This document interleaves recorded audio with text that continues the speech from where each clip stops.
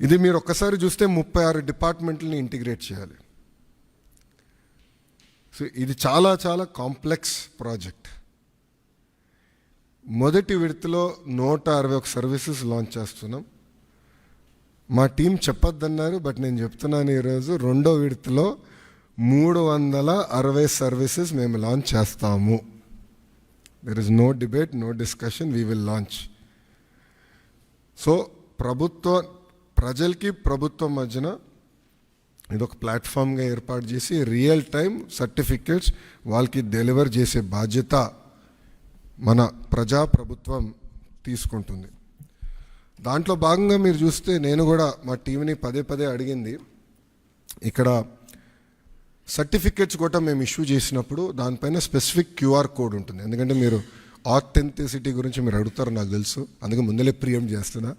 QR code అనేది ప్రతి certificate పైన ఉంటుంది.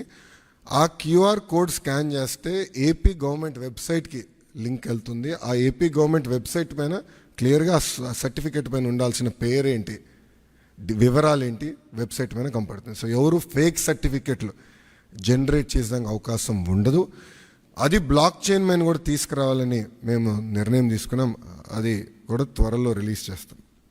సో ఇప్పుడు మీరు చూస్తే ఈ సర్వీసెస్ అన్నీ ఒక పక్కన రెవెన్యూ సర్వీసెస్, రెండో పక్కన మున్సిపల్ సర్వీసెస్, మూడోది ఎండోమెంట్.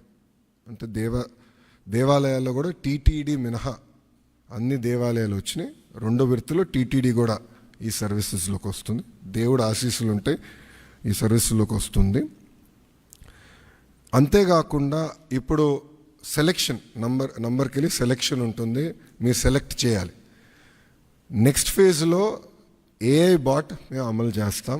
సింపుల్గా మీరు వెళ్ళి నాకు బస్ టికెట్ ఈ ఊరు నుంచి ఈ ఊరికి రావాలంటే సింపుల్గా డన్, ఇది ప్రైస్, మీరు డబ్బులు కట్టండి bus ticket will be issued. అట్లా ఏఐ బాట్ పెట్టాలని మేము నిర్ణయం తీసుకున్నాం. రెండో విడతలో చేద్దాం అనుకున్నాం.